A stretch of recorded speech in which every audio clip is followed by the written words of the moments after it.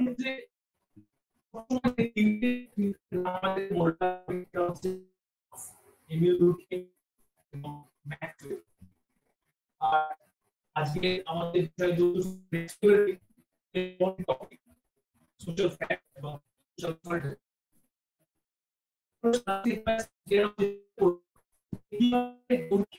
কেন দুর্খেম social fact সম্বন্ধে তার বক্তব্য রেখেছে এবং কেনই বা তিনি সোশ্যাল সলিডারিটি আলোচনা করেছেন। কারণ দুর্খেম প্রসঙ্গে যখনই আমরা আলোচনা করব সেক্ষেত্রে কিন্তু আমাদেরকে দেখতে হবে যে দুর্খেম সবসময় কিন্তু সমাজকে বেশি ইম্পর্টেন্স দেওয়ার চেষ্টা করেছে। সমাজ, সামাজিক প্রেক্ষাপট, সামাজিক ঘটনা এইগুলোকে বৃহত্তর দৃষ্টিকোণ থেকে দেখার চেষ্টা করেছে। ফলে স্বাভাবিকভাবে আমরা প্রথমেই আজকের যে টপিক সেই টপিকের ইন্ট্রোডাকশনটা নিতে শুরু করব। কি দেখবো আমরা এখানে যে দুর্খেম বলছে যে সমাজ বিজ্ঞান সম্পর্কে দুর্খেমের ধারণা। সমাজ বিজ্ঞান সম্পর্কে যে দুর্খেমের ধারণা আমরা আলোচনা করব সেক্ষেত্রে আমাদেরকে তিনটে বিষয় মাথায় রাখতে হবে। অর্থাৎ সোশ্যাল ফ্যাক্টে আলোচনা করতে গিয়ে আমরা যে তিনটে বিষয় মাথায় রাখবো কি কি: সামাজিক বিজ্ঞান প্রতিষ্ঠার সাধারণ শর্ত, সামাজিক তথ্য অধ্যয়ন হিসাবে সমাজ বিজ্ঞান এবং সমাজতাত্ত্বিক পদ্ধতি। দুর্খেম যখন সোশ্যাল ফ্যাক্টের কথা বলছিল, এবার সোশ্যাল ফ্যাক্ট যদি আমরা বাংলা করি সামাজিক ঘটনা, এই সামাজিক ঘটনা বলতে দুর্খেম কিন্তু কোনো বৃহত্তর ঘটনা ঘটছে এই ধরনের বিষয়গুলোকে ইন্টারপ্রেট করতে চাইছেন। সামাজিক ঘটনা বলতে তিনি দেখাতে চাইছেন সমাজের সেই বিষয়গুলো বা সেই প্রেক্ষাপট বা সমাজের সেই প্রতিষ্ঠান বা রীতিনীতি বা আনুষ্ঠানিক বিষয়বস্তু যা ব্যক্তির উপরে প্রভাব ফেলে, অর্থাৎ যা ব্যক্তির জীবনকে নিয়ন্ত্রণ করে। একটা ব্যক্তি যে সমাজে বসবাস করে, যে সামাজিক পরিকাঠামোর মধ্যে দিয়ে বড় হয়ে ওঠে, সবসময় কিন্তু সেই সামাজিক পরিকাঠামো ব্যক্তির উপরে চাপ সৃষ্টি করে, ব্যক্তির উপরে প্রভাব ফেলে। আর এই যে ব্যক্তির উপরে প্রভাব ফেলে, ব্যক্তির উপরে চাপ সৃষ্টি করে, সেক্ষেত্রে আমাদেরকে দেখে নিতে হবে যে দুর্খেম সোশ্যাল ফ্যাক্ট বলতে আদতে কি বলছেন। তাহলে প্রথমে দেখো যে তিনটে পয়েন্ট বলা আছে না, সামাজিক বিজ্ঞান প্রতিষ্ঠার সাধারণ শর্ত। প্রথমে আমরা সেই পয়েন্টটা দিয়ে শুরু করে যাই।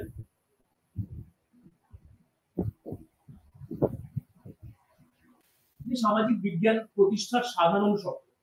এখানে বলছে কি যে কোনো সোশ্যাল সায়েন্সের সাবজেক্ট যদি ডেভেলপ করতে হয় তাহলে কতগুলো বিষয় কিন্তু আমাদের মাথায় রাখতে হবে। আর এই বিষয়গুলোকে কিভাবে দেখবো আমরা? বিষয়গুলোকে বলতে চাইছেন যে কোনো বিজ্ঞান, যে কোনো নলেজ, যে কোনো কংক্রিট ইনস্টিটিউশনাল জ্ঞান যখনই সমাজে উপস্থিত হয় বা উপস্থাপিত হয়, তার পেছনে কতগুলো দার্শনিক প্রেক্ষাপট লুকিয়ে থাকে। তাই সেই কারণেই দেখো এই চকটা যেখানে দেওয়া চার্ট, এই চার্টটার মধ্যে দেখো দেখা যাচ্ছে যে ফিলসফি থেকে ন্যাচারাল সায়েন্স, এদিকে ধরো সোশ্যাল সায়েন্স উদ্ভব হচ্ছে। ন্যাচারাল সায়েন্সের আন্ডারে আমরা ফিজিক্স পাচ্ছি, সোশ্যাল সায়েন্সের আন্ডারে আমরা সোশিয়োলজি পাচ্ছি, তাই তো? তার মানে যে কোনো সোশ্যাল সায়েন্সের যে নলেজ, সোশ্যাল সায়েন্সের নলেজ সূত্রপাতই হচ্ছে দর্শন থেকে। সেজন্য বলছে দেখো যে আমাদের যে টপিকটা আছে সামাজিক বিজ্ঞান প্রতিষ্ঠার সাধারণ শর্ত, এই সাধারণ শর্তের মধ্যে প্রথমে আমরা কাকে রাখবো? সাধারণ শর্তের মধ্যে রাখবো প্রথমে দর্শন। অর্থাৎ দার্শনিক প্রেক্ষাপট থেকে কিন্তু জ্ঞানের সূত্রপাত হয়। মানুষ কিন্তু প্রথমে চিন্তা করে, তার মনোজাগতিক চিন্তা ভাবনার প্রেক্ষাপট কিন্তু যে কোনো জ্ঞানের সূত্রপাত তৈরি করছে। অর্থাৎ মানুষের মনন জগতের যে বিচরণ, মানুষ কোন জিনিসকে দেখার ক্ষেত্রে যেভাবে তাকে উপস্থাপিত করছে, এই সবকিছু কিন্তু একটা বিজ্ঞানকে তুলে ধরার প্রথম পদক্ষেপ। যেমন এখানে ন্যাচারাল সায়েন্সের ক্ষেত্রে আমরা কি দেখছি? ন্যাচারাল সায়েন্সের ক্ষেত্রে আমরা ফিজিক্সের নাম শুনছি, ফিজিক্স। ন্যাচারাল সায়েন্সের ক্ষেত্রে যে নেচারকে আমরা স্টাডি করেছি,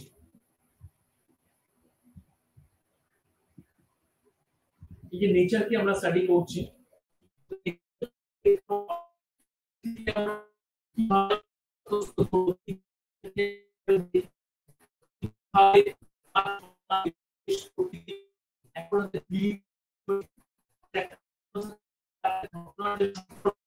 যোগসূত্র, এই যোগসূত্র কিন্তু থেকে আমাদের দেখতে হবে।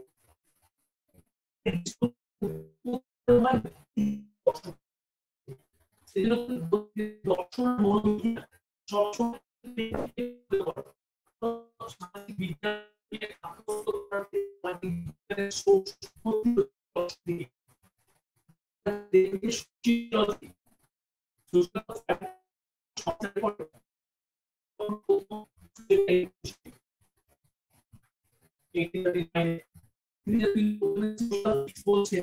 অর্থাৎ সমাজ সম্বন্ধে এমন একটা চিন্তা ভাবনা, সমাজ সম্বন্ধে ফিজিক্যাল ওরিয়েন্টেশন কেন্দ্রিক ব্যাখ্যা সোশ্যাল ফিজিক্স বলছেন।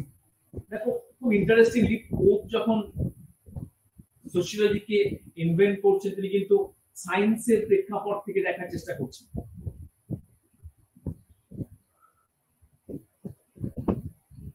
প্রাথমিকভাবে তিনি নাম দিয়েছিলেন সোশ্যাল ফিজিক্স, কিন্তু পরবর্তীকালে তিনি চেঞ্জ করলেন, কারণ নামটা চেঞ্জ করে সোশিয়োলজি রাখেন।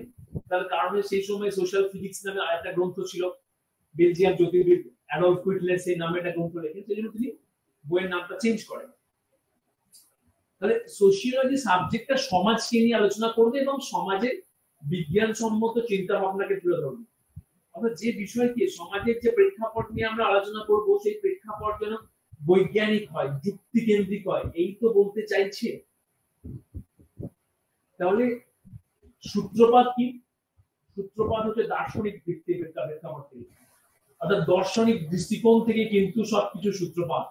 এটাই বারবার দেখানো হচ্ছে। যেটা প্রথম যে পয়েন্টটা, যে সামাজিক বিজ্ঞান প্রতিষ্ঠার সাধারণ শর্ত, এখানে কিন্তু তোমাদের লিখতে হবে যে কিভাবে যে কোনো সামাজিক বিজ্ঞান বিষয়ের সূত্রপাতই ঘটছে দর্শনের প্রেক্ষাপটকে সামনে রেখে।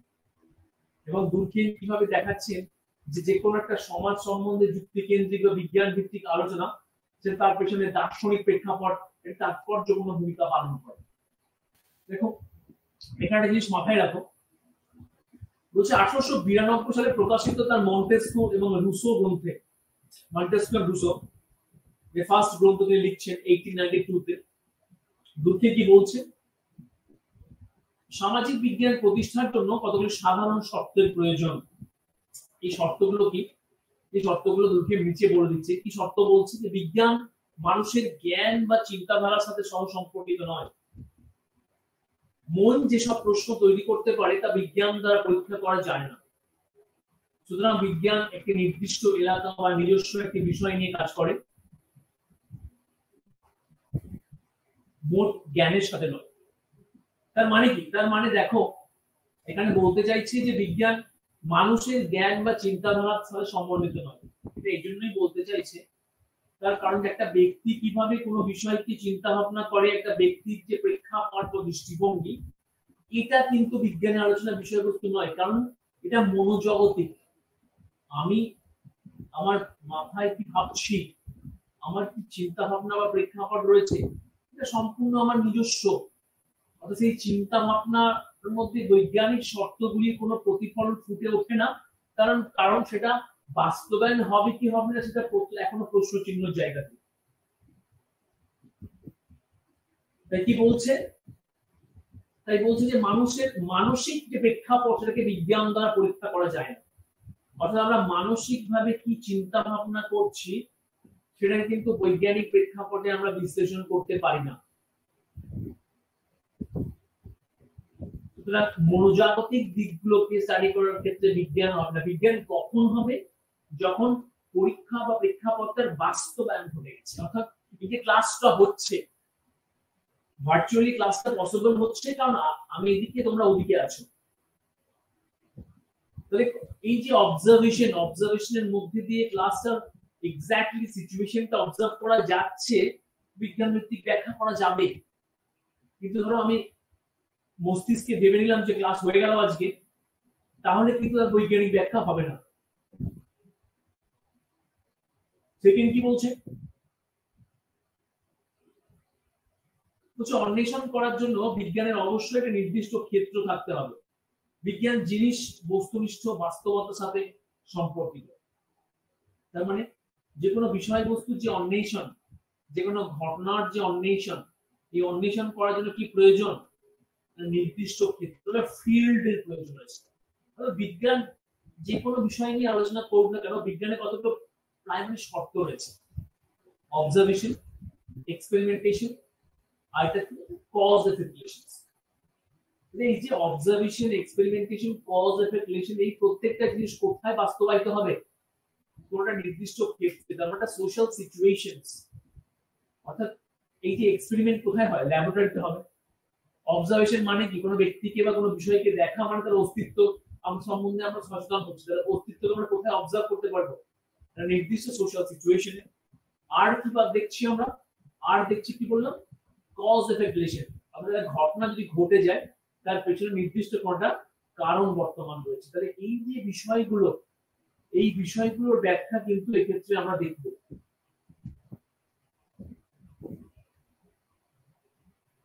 আর কি আর কি বলছে? বলছে যে বিজ্ঞান বস্তুনিষ্ঠ বাস্তবতার সাথে সম্পর্কিত। বস্তুনিষ্ঠ বাস্তবতা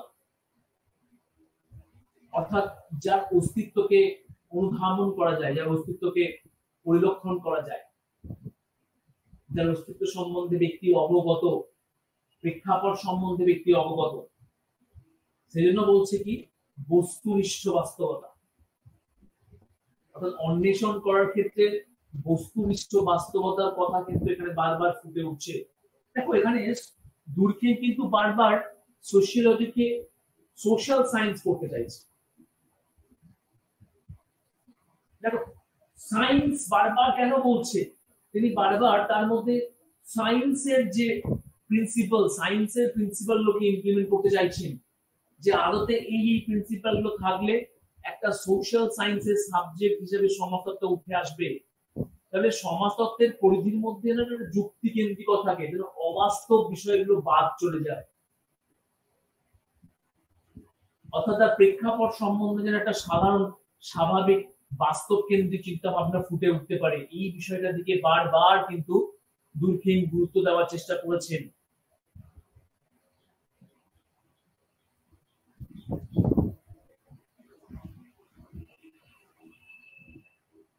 থার্ড পয়েন্ট যেটা আছে, দেখো থার্ড পয়েন্টে কি বলছে? বিজ্ঞান ব্যক্তিদের বর্ণনা করে না, বরং বিষয়বস্তু, প্রকার বা শ্রেণীকে বর্ণনা করে। অর্থাৎ একটা ব্যক্তি কি কাজ করলো বা ব্যক্তির যে প্রেক্ষাপট, তা বিজ্ঞানের বিষয়বস্তু নয়। বিজ্ঞান কোন বিষয়টা দেখছে, যে ব্যক্তিরা কি কাজটা করছে বা কোন প্রেক্ষাপটে কাজটাকে বাস্তবায়িত করছে। যে ক্লাস হচ্ছে, তোমরা ক্লাস করছো, you are enrolled as a student of IGNOU, তোমরা যে ইগনু স্টুডেন্ট হিসেবে এনরোল করার দরুন কিন্তু কাজটা করছো। That's why you are the part of education. তাহলে এই এডুকেশন স্ট্রাকচারটা সম্বন্ধে দুর্খেন বেশি এমফাসাইজ করছে। So the task of social fact is to define the social structure, not the individual perception. অর্থাৎ ব্যক্তি কেন্দ্রিক চিন্তা ভাবনার ব্যাখ্যা বিশ্লেষণ বিজ্ঞানের বিষয়বস্তু নয়।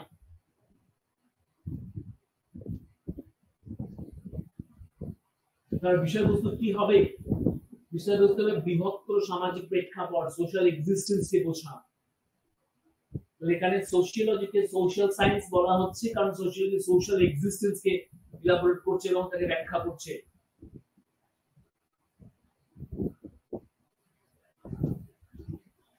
আর কি বলছেন? যে মানব সমাজগুলিকে শ্রেণীবদ্ধ করা।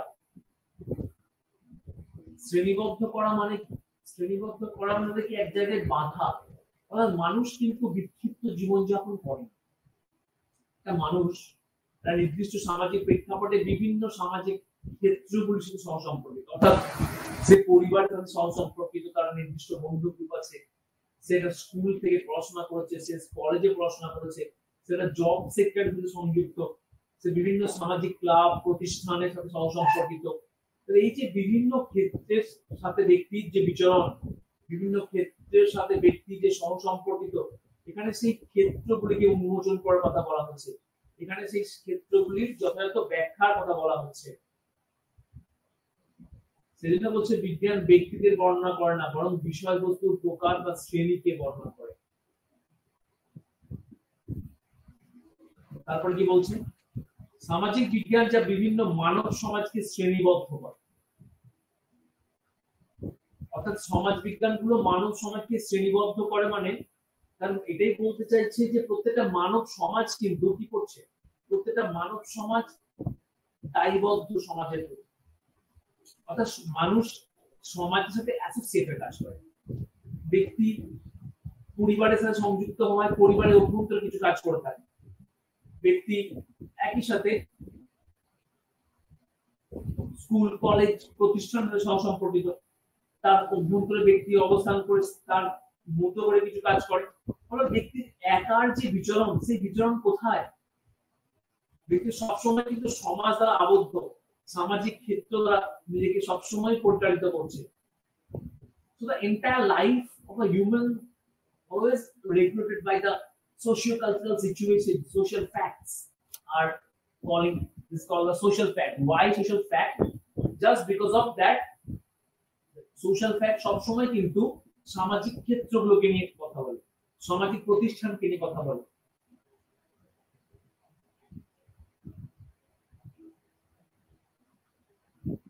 তারপরে পয়েন্টে কি বলছে, যে প্রত্যেকটা বিজ্ঞানের কিন্তু নিজস্ব স্বতন্ত্র ধারাবাহিকতা রয়েছে। অর্থাৎ যদি আমরা ফিজিক্যাল সায়েন্স দেখি বা সোশ্যাল সায়েন্স দেখি, প্রত্যেকটা বিজ্ঞান দেখো তার নিজস্ব পেরিফেরি নিজস্ব বিষয় নিয়ে স্টাডি করে। তাহলে এই যে নিজস্ব বিষয়কে নিয়ে স্টাডি করা, অর্থাৎ প্রত্যেকের যে নিজস্ব পেরিফেরি রয়েছে, যে প্রেক্ষাপট রয়েছে, এই প্রেক্ষাপটের কথা কিন্তু এখানে বারবার ফুটে উঠছে। সেজন্য বলছে যে প্রত্যেকটা সমাজ বিজ্ঞান একে অপরের থেকে স্বতন্ত্র এবং স্বায়ত্তশাসিত, স্বশাসিত। অর্থাৎ সোশিওলজির কিছু নির্দিষ্ট রুলস এন্ড রেগুলেশনস রয়েছে, সোশিওলজির কিছু নির্দিষ্ট ধারাবাহিকতা রয়েছে যা সোশিওলজি স্টুডেন্টদের ফলো করতে হয় বা সেই সাবজেক্টটার মধ্যে আমরা লক্ষ্য করি। কিন্তু যদি আমরা অ্যানথ্রোপোলজি দেখি, কিন্তু যদি আমরা হিস্ট্রি দেখি, কিন্তু যদি আমরা ফিজিক্স, সোশ্যাল ফিজিক্স দেখি, কেমিস্ট্রি দেখি, প্রত্যেকটা সাবজেক্ট বা বিষয়বস্তু করার নির্দিষ্ট রুলস এন্ড রেগুলেশনকে কেন্দ্র করেই পরিচালিত হয়। অর্থাৎ তার নির্দিষ্ট পেরিফেরি বা ক্ষেত্র রয়েছে, সেই ক্ষেত্রগুলো কিন্তু আমাদেরকে মাথায় রাখতে হবে, সেই ক্ষেত্রগুলো কিন্তু আমাদেরকে দেখতে হবে কিভাবে এই ক্ষেত্রগুলো নিজস্ব প্রেক্ষাপটকে বাস্তবায়িত করছে। আর কি সামাজিক তথ্য অধ্যয়ন হিসাবে সমাজবিজ্ঞান, 2 নম্বর পয়েন্ট আমরা বলছি। অর্থাৎ দুর্খেন এখানে বলতে চাইছি যে সোশ্যাল ফ্যাক্ট কিভাবে সোশ্যাল ডেটা, সোশ্যাল রিসোর্সেস গুলোকে স্টাডি করে। অর্থাৎ সোশিওলজিতে আমরা কি পড়ি, সোশিওলজি আন্ডারে আমরা সোশ্যাল ফ্যাক্ট গুলোকে পড়ে থাকি। অর্থাৎ সামাজিক বিভিন্ন ক্ষেত্রগুলো থেকে কিভাবে সমাজ তার নিজস্ব উপলব্ধিগুলোকে সঞ্চয় করছে। 1985 দেখো তার একটা গ্রন্থ প্রকাশিত হয়, the rules of sociological method. The rules of sociological method এই গ্রন্থটা প্রকাশিত হয়, এখানে কিন্তু দুর্খেন কতগুলো রুলস এর কথা বলে। অর্থাৎ কোন একটা বিষয়বস্তুকে মেথডিক্যালি জাস্টিফাই তখনই করা যাবে যখন আমরা সেখানে কতগুলো অ্যাপ্রোপ্রিয়েট রুলস ফলো করব। আমরা আসবো পরের স্লাইডে আসবো রুলস গুলো কি কি দুর্খেন বলেছেন। তাহলে এই যে কেন, why rules are for that reason to describe social issues। অর্থাৎ আমরা কোনো বিষয়কে ব্যাখ্যা করব কিভাবে, স্কুলের কেন প্রয়োজন রয়েছে, হায়ার স্টাডিজ এর কেন প্রয়োজন রয়েছে, কেন একটা প্রতিষ্ঠান কিভাবে কাজ করে, স্কুল কলেজ প্রতিষ্ঠান যেমন ধরো, তারপরে ধরো তোমার আইন আদালত পুলিশ প্রশাসন, এগুলো কিভাবে কাজ করে। প্রত্যেকটা প্রতিষ্ঠান দেখো একে অপরের থেকে স্বতন্ত্র এবং প্রত্যেকটা প্রতিষ্ঠান নিজস্ব দিক থেকে একে অপরকে প্রভাবিত করে থাকে।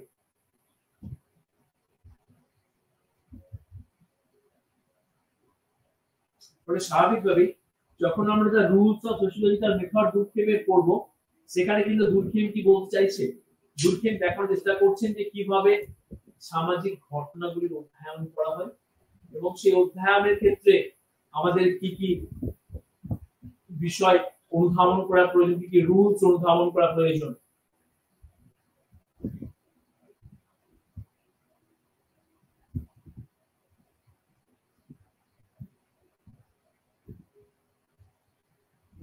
দেখো দুর্খেম এখানে সমাজকে কি বলছে, দুর্খেম সমাজকে আলোচনা করতে গিয়ে বলছেন সুই জেনারিস।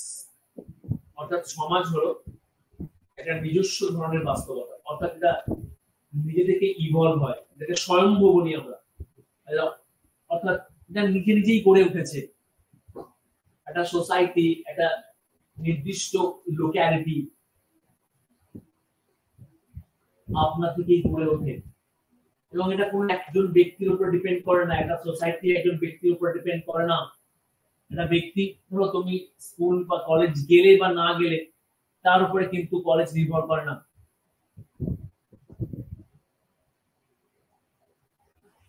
তার মানে কলেজের নির্দিষ্ট অস্তিত্ব পরিকাঠামো রয়েছে, কলেজ নিজের মতো করে কাজ করে, নিজস্ব কিছু রুলস এন্ড রেগুলেশনস অনুযায়ী কাজ করে, যেটা ব্যক্তির উপরে কখনোই নির্ভরশীল নয়।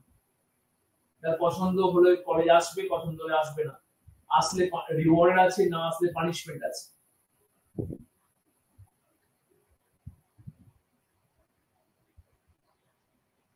সেজন্য বলছে দূরবীন, সমাজ হলো সুই জেনারিস, অর্থাৎ সমাজের নিজেই নিজেকে তৈরি করার, নিজেই নিজের সিচুয়েশনসকে ডিল করার কোয়ালিটি এন্ড ক্যাপাবিলিটি সমাজের আছে।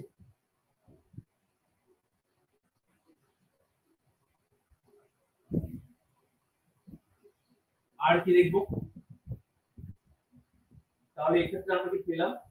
এক্ষেত্রে আমরা এই যে তথ্য অধ্যয়নের কথা বলা হচ্ছে, তথ্য অধ্যয়নের ক্ষেত্রে কিন্তু দূরবীন তার দ্য রুলস অফ সোশিওলজিক্যাল মেথডের কথা বলছে, এবং এই মেথডের নিয়ে কতগুলো ইম্পর্টেন্ট মেথড নিয়ে আলোচনাও করছেন, এবং দেখানোর চেষ্টা করছেন কিভাবে মেথড গুলো তাৎপর্যপূর্ণ ভূমিকা পালন করে থাকে একটা সামাজিক ঘটনাকে প্রপার শেপ প্রদান করার ক্ষেত্রে। এখানে আমরা কতগুলো ইম্পর্টেন্ট ফ্যাক্টর দেখে নেব। কি প্রথমে টাইপস অফ সোশ্যাল ফ্যাক্ট। দূরবীন সোশ্যাল ফ্যাক্টকে কতগুলো ভাগে ভাগ করেছে, মেটেরিয়াল আর একটা হচ্ছে নন মেটেরিয়াল। দেখো মেটেরিয়াল বা ঠিক আছে, বা ধর যে মেটেরিয়াল কনসেপচুয়াল ভিউ এর কথা বলছে, মেটেরিয়াল মানে হচ্ছে যে জিনিসগুলোর এক্সিস্টেন্স সমাজে আমরা উপলব্ধি করি, অর্থাৎ যার এক্সিস্টেন্স সমাজে ক্লিয়ারলি ভিজিবল। যেমন ধরো স্কুল, স্কুল বা কলেজ বা ধরো কোনো এডুকেশন প্রতিষ্ঠান বা ধরো কোনো অর্থনৈতিক প্রতিষ্ঠান, দেখো এই প্রতিষ্ঠানের প্রত্যেকটা কিন্তু সমাজে ভিজিবল। ভিজিবল কেন? যার অস্তিত্ব আমি স্বচক্ষে দেখতে পাচ্ছি। কারণ যেখানে আমি ফিজিক্যাল সায়েন্সের মেথড অ্যাপ্লাই করব, দেখো ফিজিক্যাল সায়েন্সের তিনটে এসেনশিয়াল ফ্যাক্টরই বলেছিলাম, তার মধ্যে কি প্রথম কি অবজারভেশন। তাহলে অবজারভেশন মানে যেটাকে চোখে দেখা যায়। তাহলে এখানে যেহেতু সোশ্যাল ফ্যাক্টকে মেটেরিয়াল বলছি, তার মানে ডেফিনেটলি চোখে দেখতে পাচ্ছি। তার মানে ধরো স্কুল বা কলেজ বা ধরো ইউনিভার্সিটি বা ধরো কোনো রিলিজিয়াস প্রতিষ্ঠান বা কোনো ধরো তোমার অর্থনৈতিক প্রতিষ্ঠান, তার অস্তিত্ব আমরা স্বচক্ষে দেখতে পাই। সেই জন্য বলছি মেটেরিয়ালিস্টিক, অর্থাৎ তার এক্সিস্টেন্স রয়েছে, অর্থাৎ মেটেরিয়াল এক্সিস্টেন্স ব্যক্তির উপরে প্রভাব ফেলে। ঠিক আছে, কলেজ তুমি যাও আর না যাও, কলেজ নিজের ছন্দে চলবে, অর্থাৎ কলেজের পরিকাঠামো নিজের ছন্দে চলবে। কলেজ তার উপরে যাওয়া না যাওয়ার পরে আবার তার জন্য পানিশমেন্ট রেখেছে, অর্থাৎ কলেজ ব্যক্তির আচরণকে নিয়ন্ত্রণ করছে, ব্যক্তি কিন্তু কলেজের আচরণকে নিয়ন্ত্রণ করছে না। This is called the materialist. আরেকটা কি? আরেকটা তিনি বলছেন নন মেটেরিয়ালিস্ট। দূরবীনের কিন্তু মেন তত্ত্বের সবথেকে এসেনশিয়াল ফ্যাক্টই হচ্ছে এটাই যে নন মেটেরিয়াল। দূরবীন নন মেটেরিয়াল উপরে বেশি গুরুত্ব প্রদান করেছে। কিরকম? নন মেটেরিয়াল মানে যার এক্সিস্টেন্স রয়েছে কিন্তু তাকে তুমি এই যে ফিজিক্সের তোমার যে তিনটে মেথড বললাম, তিনটে যে তোমার লস বললাম অবজারভেশন, তাকে কিন্তু অবজার্ভ করতে যাচ্ছে না। অবজার্ভ মানে তাকে দেখতে পাচ্ছি না, বাট ইজ প্রেজেন্ট, আর অস্তিত্ব রয়েছে। যেমন ধরো ধর্ম, ধর্ম কিন্তু আমরা দেখতে পাই না, কিন্তু তার অস্তিত্ব কি করে বুঝি?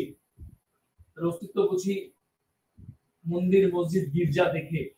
তার অস্তিত্ব বুঝি নির্দিষ্ট রিচুয়ালিস্টিক প্রিন্সিপালে পার্টিসিপেট করে। তার অস্তিত্ব বুঝি বিভিন্ন রিচুয়াল ইনফরমেশনে নিজেকে উপস্থাপিত করার জন্য।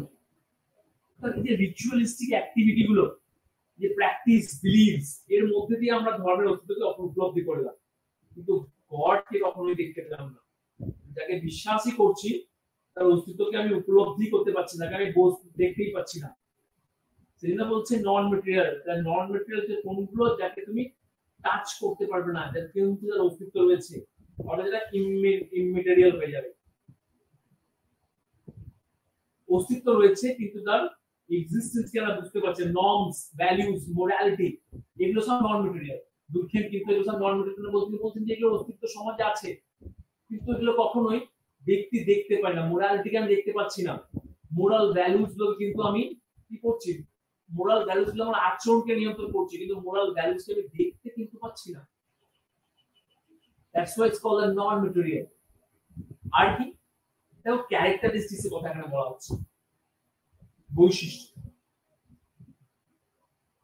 যখন আমরা সোশ্যাল ফ্যাক্ট পড়বো আমরা চারটে বৈশিষ্ট্য দেখবো। তাহলে আমরা ইন জেনারেলি কি দেখলাম, জেনারেলি আমাদের কি দেখতে হবে, সোশ্যাল ফ্যাক্ট কাকে বলে, সোশ্যাল ফ্যাক্টের বৈশিষ্ট্য, সোশ্যাল ফ্যাক্টের টাইপস কি রয়েছে বৈশিষ্ট্য। দেখো ফার্স্ট বৈশিষ্ট্য হচ্ছে এক্সটার্নালিটি।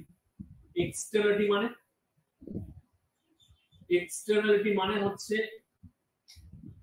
বহিরাগত, অর্থাৎ সোশ্যাল ফ্যাক্ট কখনোই ব্যক্তির আচার আচরণ, ব্যক্তির ডিসিশনের উপর ডিপেন্ড করে না। It is independent and by force dominating the human roles and activities. ব্যক্তির আচরণের উপরে সমাজ প্রভাব ফেলবে, কিন্তু সমাজের উপরে ব্যক্তি প্রভাব ফেলতে পারছে না। তিনি বলছেন কি দিস কল এক্সটার্নালিটি, এটা ব্যক্তির মধ্যে নয়, ব্যক্তির বাইরে অবস্থান করে। অর্থাৎ সোশ্যাল ফ্যাক্ট ব্যক্তির উপরে চাপ সৃষ্টি করে। এই যে তোকে বলছিলাম, ধরো কলেজে ভর্তি হয়েছো, কলেজে ভর্তি হওয়ার ধরুন কলেজ রেস্ট্রিকশন একদম পুরো বলে দিয়েছে যে প্রত্যেকে ক্লাস করতে হবে, অর্থাৎ প্রত্যেকে ক্লাস করতে হবে, একটা সার্টেন অ্যামাউন্ট অফ অ্যাটেন্ডেন্স না থাকলে you can not sit in the examinations. এক্সামে তোমাকে অ্যালাউ করবে না, তুমি এক্সামে বসতে পারবে না। এক্সামে যদি এনরোল করতে হয় তাহলে কিন্তু সোশ্যাল প্রেশারের মধ্যে থেকে কাজ করতে হবে, অর্থাৎ society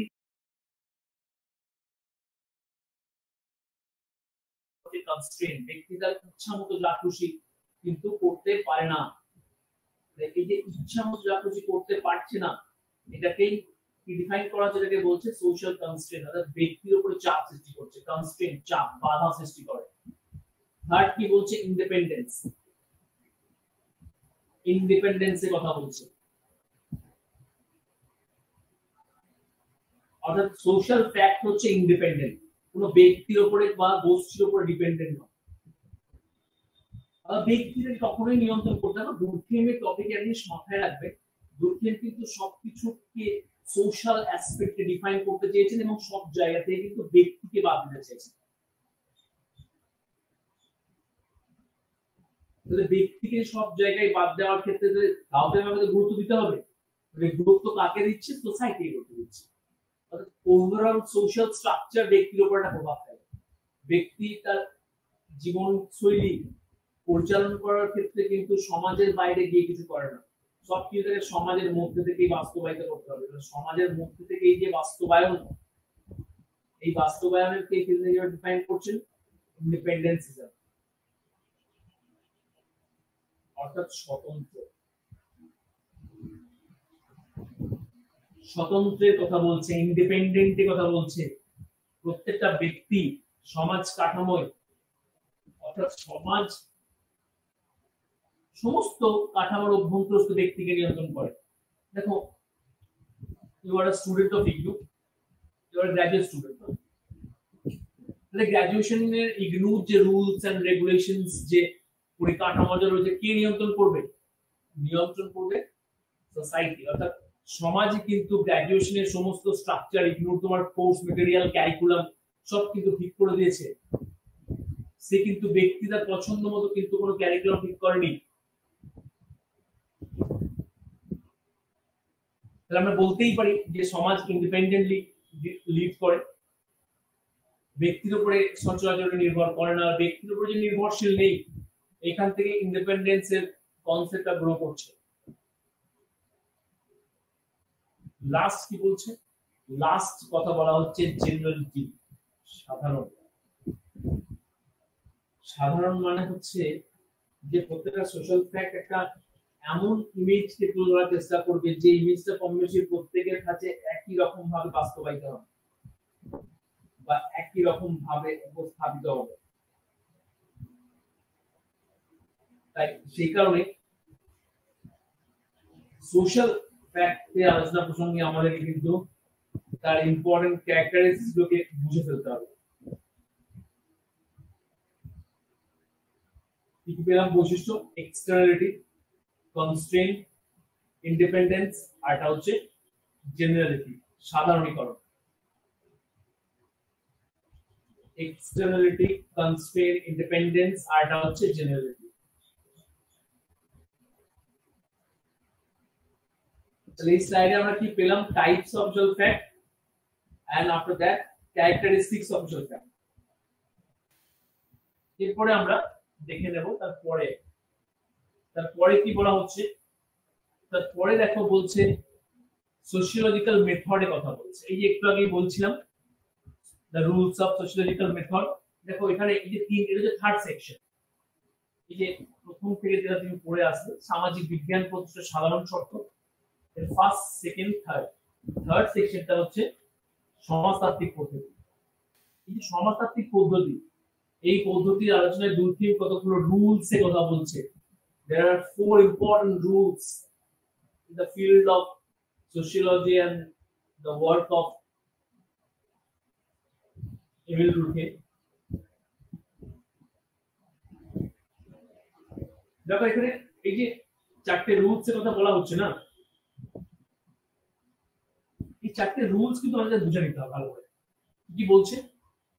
rules for the observation of social fact, rules for distinguishing between the normal and the pathological. Third কি বলছে?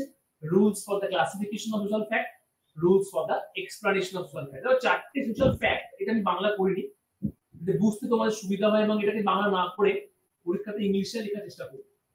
Rules for the observation of social fact, social science এর মেথড দেখো ন্যাচারাল সায়েন্স থেকে বড় করছে।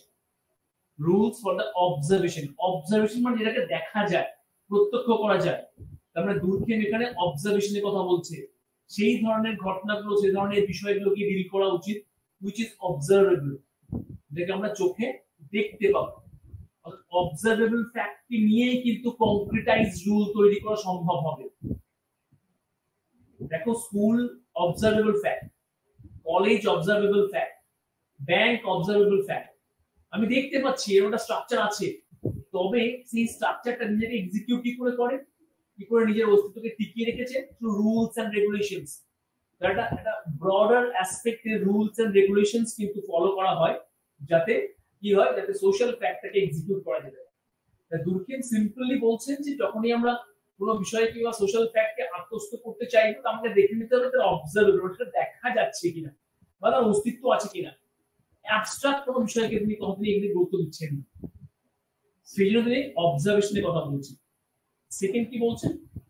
Rules for distinguishing between the normal and the pathological, অর্থাৎ দুটো social ফ্যাক্টকে আলাদা করে আলোচনা করতে হবে, কোনটা নরমাল সোশ্যাল ফ্যাক্ট আর কোনটা হচ্ছে তোমার প্যাথোলজিক্যাল সোশ্যাল ফ্যাক্ট। নরমাল আর pathological social fact, normal social ফ্যাক্টের ক্ষেত্রে দেখো কি বলছে, যেখানে social rules and regulations, guidelines, modes, values গুলোকে ফলো করা হয়, ইম্পর্টেন্স দেওয়া হয়। আর প্যাথোলজিক্যাল কোনগুলো? প্যাথোলজি মানে বুঝতেই পেরেছো, প্যাথোলজি মানে যেখানে হচ্ছে যেখানে খারাপের কথা বলছে, মানে নেগেটিভ, অর্থাৎ যে ঘটনা বা যে বিষয়গুলো সমাজে সমস্যার বাতাবরণ তৈরি করে, ধরো রায়ট, টেররিজম, ওয়ার, এগুলো ধরো সমাজের ক্ষেত্রে একটা বিশৃঙ্খলা পরিস্থিতি তৈরি করে। এগুলো সব কিন্তু প্যাথোলজিক্যাল অ্যাসপেক্টে দেখছেন, যেগুলো সমাজের ক্ষতি করছে, সমাজের অবস্থান সুচারু নয়। অর্থাৎ এখানে দুর্খেম কি বলছে, নরমালের সাথে প্যাথোলজিক্যাল একটা ডিফারেন্সিয়েশন করছে, নরমাল থেকে প্যাথোলজিকে আলাদা করার কথা বলছে। সোশ্যাল ফ্যাক্ট, সমাজ যখন সোশ্যাল ফ্যাক্টকে আমরা স্টাডি করব, we need to separate it, normal social fact from the pathological social fact. Third কি বলছে? rules for the classification of social fact, social fact গুলোকে ক্লাসিফাই করতে হবে, অর্থাৎ সব ধরনের সোশ্যাল ফ্যাক্ট একই রকম নয়। সমাজের সমস্ত ঘটনাকে আমরা একই রকম ভাবে ব্যাখ্যা করতে পারি না। এডুকেশনকে আমরা যেভাবে দেখছি বা আমার জীবনে এডুকেশনের যা প্রয়োজন রয়েছে, পলিটিক্সের সেই ধরনের প্রয়োজন নেই, বা পলিটিক্সের সাথে এডুকেশনের সম্পর্ক অনেক জায়গায় ডিফারেন্সিয়েশন রয়েছে। তাহলে ক্লাসিফাই করতে হবে কোনটা নন মেটেরিয়াল সোশ্যাল ফ্যাক্ট, কোনটা নন মেটেরিয়াল সোশ্যাল ফ্যাক্ট, কোন ধরনের স্টাডি করব। প্রত্যেকটা রিলিজিয়ন অন্যান্য রিলিজিয়ন থেকে কিভাবে ডিফারেন্ট, প্রত্যেকটা রিলিজিয়ন স্ট্রাকচারে কিভাবে এক্সিস্ট করে। ধরো হিন্দু ধর্মের যে মন্দির মসজিদ, আর ইসলাম ধর্মের যে ধরো তোমার যে গম্বুজ, ইসলাম ধর্মের যে ধরো যে মসজিদ, ধরো হিন্দু ধর্মের মসজিদ নয়, হিন্দু ধর্মের যে মন্দির, ইসলামের ধর্মের যে মসজিদ, এই যে ধরো এই প্রেক্ষাপটগুলোর মধ্যে কম্পারেটিভ স্টাডি, তাহলে বুঝতে পারবে যে একটার সাথে একটা ডিফারেন্সিয়েশন কোথায় আছে। আর ফোর্থ পয়েন্ট কি বলতে, rules for the explanation of social fact. শুধু আলাদা করে দিলেই হবে না, you should explain the fact, why, what, when, where। এই ধরনের কোশ্চেন করে তোমাকে আদতে সোশ্যাল ফ্যাক্টর সম্বন্ধে আত্মস্থ করতে হবে নলেজ। সেজন্য বলছে এক্সপ্লেনেশন অফ সোশ্যাল ফ্যাক্ট।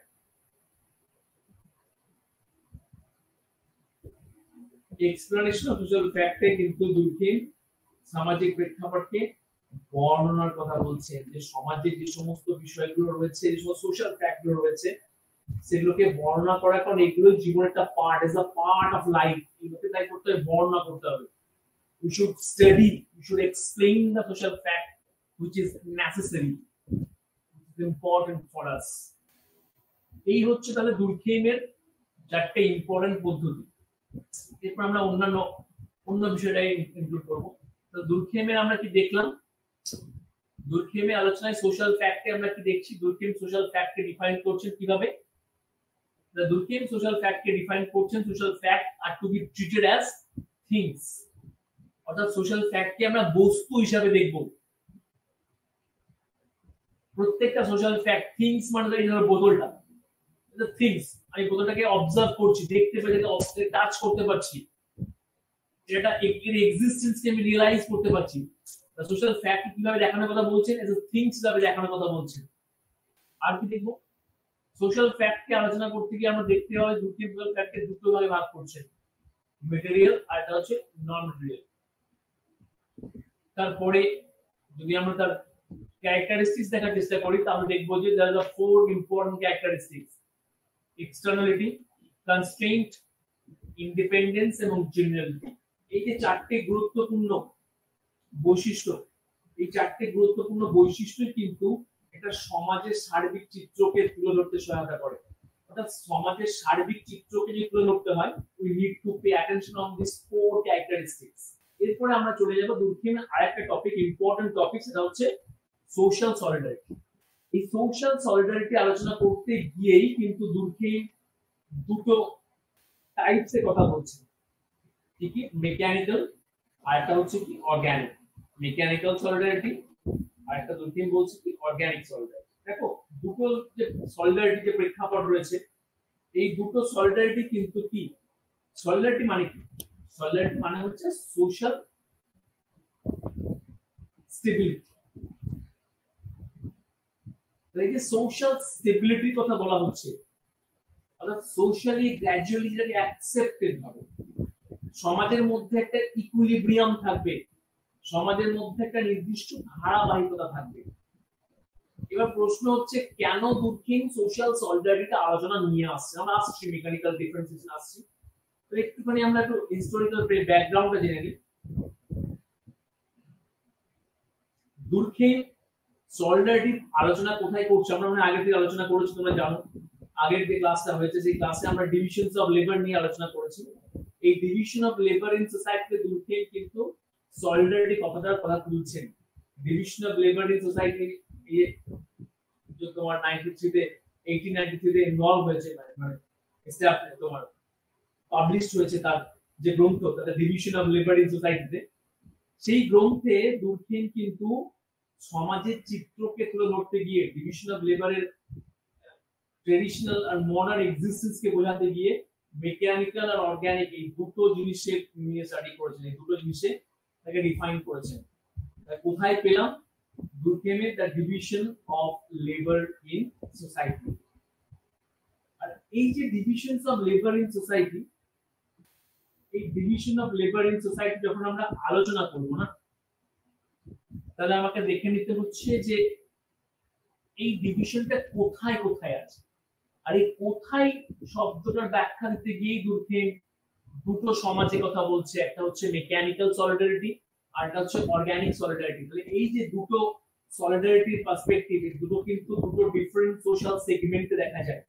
অর্থাৎ আমরা যদি আদিম সমাজের কথা দেখি, আদিম সমাজের প্রেক্ষাপট নিয়ে স্টাডি করি, তাহলে দেখবো আদিম সমাজে সমাজ কাঠামোতে কি রয়েছে। আদিম সমাজের সমাজ কাঠামোর মধ্যে রয়েছে কিন্তু এই ধরনের বৈশিষ্ট্যগুলো, যাদেরকে বুঝতে পারবে যে সেখানকার সলিডারিটি খুব স্ট্রং। কি কি? Segmental society, simple form of, third হচ্ছে হোমোজেনিটি, ফোর্থ হচ্ছে স্ট্রং বন্ডিং, ফিফথ হচ্ছে স্ট্রং কালেকটিভ কনসাইন্স। তাহলে দেখো এবার স্টেপ বাই স্টেপ আমরা দেখি। সেগমেন্টাল সোসাইটি, সেগমেন্টাল মানে এটা খন্ডে খন্ডে ভাঙা, ডিফারেন্সিয়েট করা, প্রত্যেকটা জিনিসকে খন্ডে খন্ডে ভেঙে দেওয়া হয়েছে। Segmental society. দুর্খেম কি বলছে যে সমাজকেও কিন্তু এই খন্ডে খন্ডে ভাঙা হয়েছে। অর্থাৎ কেন? কারণ সেই সময় তো ধরো এখন এই আমাদের মধ্যে সমাজ ছিল না, সেই সময় মানুষ কোথায় বসবাস করতো? ভ্যান্ডার্স ছিল, জঙ্গলে বসবাস করতো, ঘুরে ঘুরে বেড়াতো এক জঙ্গল থেকে অন্য জায়গায়, এক জায়গা থেকে অন্য জায়গা। ঠিক আছে, এই ধরনের জীবনযাপন তারা করতো। এই ধরনের জীবনযাপন যখন তারা করেছে, তাহলে একটা সমাজ আর একটা সমাজ থেকে দেখো বিচ্ছিন্ন ছিল। যে বিচ্ছিন্ন, এই বিচ্ছিন্নটাকেই বলা হচ্ছে সেগমেন্টাল সোসাইটি। এমন একটা সমাজ গড়ে উঠেছে, এমন একটা সমাজ তারা বসবাস করছে, কেউ কিন্তু ক্লোজ টু একে অপরের কাছে থাকেই না। তাহলে ব্যক্তি যখন অন্য ব্যক্তির সংস্পর্শে আসে, আদিম সমাজের কথা কিন্তু বলছি, তখন কিন্তু তাদের মধ্যে একটা তোমার এক্সেলেন্স তৈরি হয়। এক্সেলেন্স মানে একটা আনন্দের বাতাবরণ তৈরি হচ্ছে, যে অনেক কিছু পেলো, এই বোধটা তৈরি হবে। দুঃখের জায়গায় বলছে কালেক্টিভ অ্যাফার্মেশনস বলছে। আর এমন একটা আনন্দদায়ক সিচুয়েশন বা পরিস্থিতি তৈরি হলো, ব্যক্তি ফিল করলো না এটা তার জীবনে আনন্দ দেওয়ার একটা উপযুক্ত অভিজ্ঞতার সঞ্চার করতে পারে। তাহলে ধরো এটা আমি আগের দিন ডিভিশন অফ লেবার আলোচনা করতে গিয়ে বলেছিলাম, ডিভিশন অফ লেবারে দুর্খেম বলছে যে ব্যক্তিরা ভ্যান্ডার্সের মতো এক জায়গা থেকে অন্য জায়গায় ঘুরে বেড়াচ্ছে, খুব ক্লান্ত, টায়ার্ড, বা কোনো পাহাড়ের পাদদেশে বসে। এবার দেখতে পাচ্ছে সেখানে আরো একটা ব্যক্তি এসে হাজির হবে, অন্য একটা ব্যক্তি এসে সেখানে থাকছে। এই যে সেই ব্যক্তিকে দেখে তার সঙ্গে ভাবের আদান প্রদান, চিন্তা ভাবনা আদান প্রদান করে একটা আত্মিক বন্ধন তৈরি হওয়ার মতো যে পরিস্থিতি তৈরি হয়, এর ফলে কিন্তু আনন্দ অনুভব করে। আর এই আনন্দ অনুভব করার ফলে কিন্তু তার মধ্যে একটা ধর্মের প্রতি মানসিকতার তৈরি হয়। এইভাবে তো তৈরি হয়েছে, টোটেম তৈরি হয়েছে। কিন্তু দেখিয়েছে যে আদিবাসী সমাজ কাঠামোতে কিভাবে টোটেমের কনসেপ্টটা ডেভেলপ করছে। আমরা পেলাম segmental division, segmental society. Second point কি? Simple form of society. অর্থাৎ সমাজগুলো কখনোই কিন্তু জটিল, একটা সমাজ আরেকটা সমাজ থেকে কখনোই জটিল হতে পারে। কারণ তারা তো জঙ্গলে জঙ্গলে ঘুরে বেড়াচ্ছে, হান্টিং এন্ড গ্যাদারিং এ সার্ভ করছে। এইরকম একটা সিচুয়েশনে জঙ্গলের কি প্রয়োজন আছে?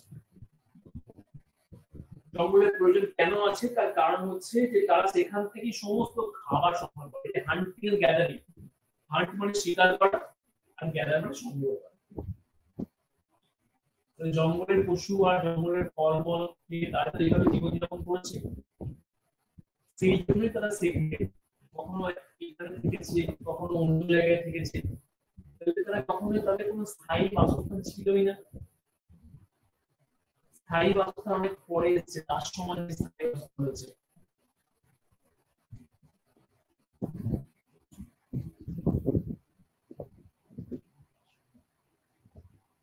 এই যে সিম্পল ফর্ম অফ সোসাইটি, এটা বলছে সিম্পল ফর্ম অফ সোসাইটি। এই সময় মানুষের জীবন ছিল খুব সহজ সরল। কনফ্লিক্টেড জীবনে সে আত্মস্থ করেনি। হোমোজেনিটি, একই ধরনের কাজ করেছে, অর্থাৎ বেঁচে থাকার জন্য সার্ভাইভ করাটা হচ্ছে প্রাইম লক্ষ্য। যা কিছুই করি না কেন বেঁচে থাকতে হবে। আর সেখানে তো তারা ধরো ফ্ল্যাটে বসবাস করছে না, বিশাল বিশাল ফ্ল্যাট তো নেই আর মানে বাড়ি ঘর নেই, দে আর লিভিং ইন জঙ্গল, তারা জঙ্গলেই বসবাস করে বা গুহাতে বসবাস করে। এই ধরনের যে জীবনযাপন, এই ধরনের জীবনযাপন প্রত্যেকেই করে, অর্থাৎ তাদের লক্ষ্য কিন্তু খুব সীমিত হয়ে গেছে, অর্থাৎ প্রত্যেকে একই ধরনের কাজ করতে হয়। বেঁচে থাকাটা তাদের কাছে প্রাইম সোর্সেস, প্রাইম ইম্পর্টেন্স, অর্থাৎ নারী পুরুষ সকলকেই কিন্তু একই ধরনের কাজ করতে হয়। তারপরে কি বলছে? তারপরে বলছে স্ট্রং বন্ডিং। স্ট্রং বন্ডিং কেন বলছে? স্ট্রং বন্ডিং করার অর্থ হচ্ছে, দেখো এর আগের পয়েন্টটা এর অ্যানসার। স্ট্রং বন্ড কখন হয়? যখন একটা মানুষ দীর্ঘদিন একসঙ্গে বসবাস করে। আর আদিম সম্প্রদায়ের মানুষ দীর্ঘদিন একসাথে বসবাস করেছে, ফলে স্বাভাবিকভাবে তাদের মধ্যে একটা স্ট্রং বন্ডিং হওয়া তো স্বাভাবিক।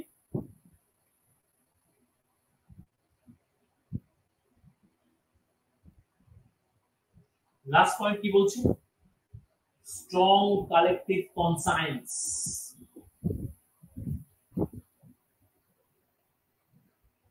কালেকটিভ কনসায়েন্স খুব স্ট্রং, যৌথ বিবেক, যৌথ আবেগ।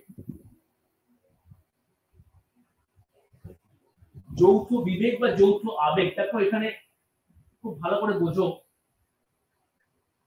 যৌথ আবেগ তখনই হবে যখন কোনো কাজ আমরা একসাথে করি, টুগেদার। দুর্গেমটা সোশ্যাল ফ্যাক্টের ডেফিনেশনও কিন্তু যৌথভাবে কাজ করার কথা বলছেন। তাহলে কালেকটিভ কনসায়েন্স তখনই হবে যখন প্রত্যেকের মধ্যে চেতনাগত সিমিলারিটি একই ধরনের, অর্থাৎ তোমরা প্রত্যেকেই যারা ক্লাস করছো তার প্রত্যেকেই কিন্তু জানো that you all people are the students of DSOC 133. That's why people are connecting to online in the section of sociology, collective conscience. তারপরে চলে এসো, এখানে আমরা যে যে টপিক গুলো পেলাম বেসড অন মেকানিক্যাল এর ক্ষেত্রে segmental division, simple form of society, homogeneity, strong bonding, strong collective conscience, এই পাঁচটা ইম্পর্টেন্ট ফ্যাক্টর রয়েছে মেকানিক্যাল সলিডারিটিতে। মেকানিক্যাল শব্দটা দেখো মেশিনের সাথে সম্পর্কিত, মানে আমরা মেশিনের সাথে related, man to man connect to machine, অর্থাৎ তারা মেশিনের মতো কাজ করেছে। তারপরে চলে এসো অর্গানিক সলিডারিটি। দেখো মেকানিক্যাল সলিডারিটির মধ্যে দুর্গেম কিন্তু অর্গানিক সলিডারিটি নিয়ে বিস্তর আলোচনা করেছেন, এবং এটা আলোচনা কোথায় করেছেন? এটা আলোচনা করেছেন তার division of labour in society গ্রন্থে। এই অর্গানিক, দেখো অর্গানিক শব্দটা অর্গান থেকে এসেছে, অর্গান মানে জীবদেহ, তাহলে জীবদেহের মধ্যে ফ্লেক্সিবিলিটি, সেগুলো সলিডারিটি।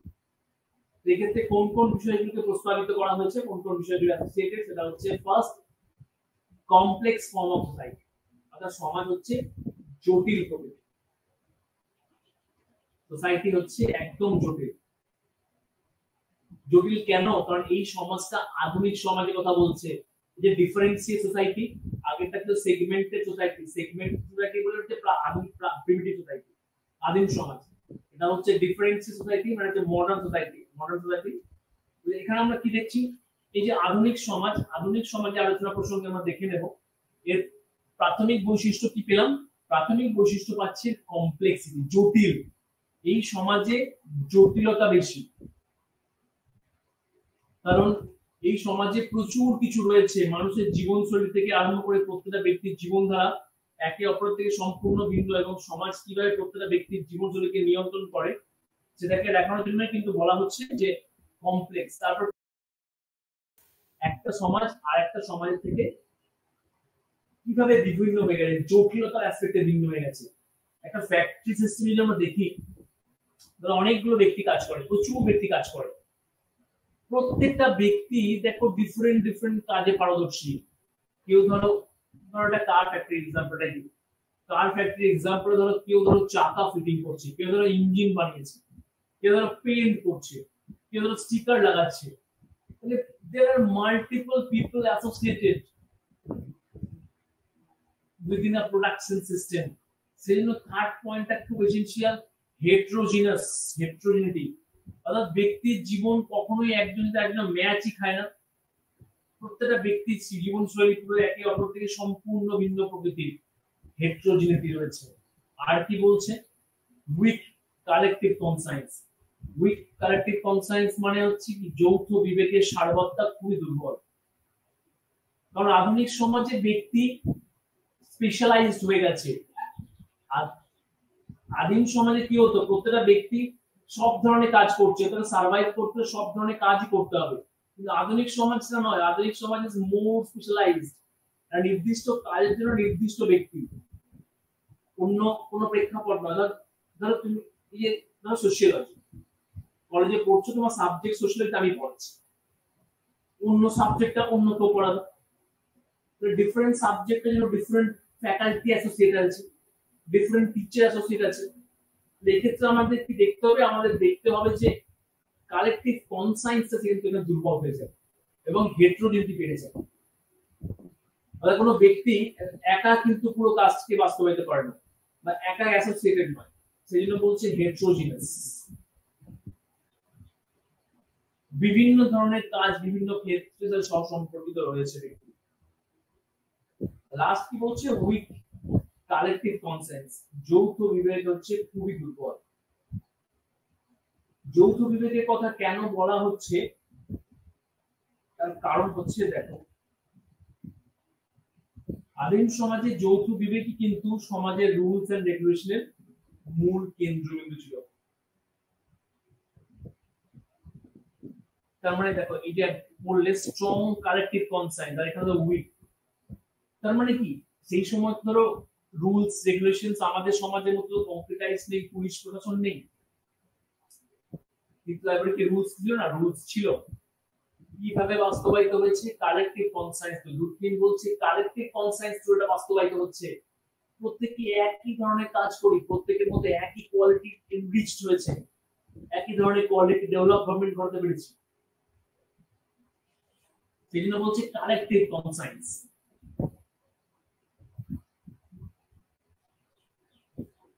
যেটা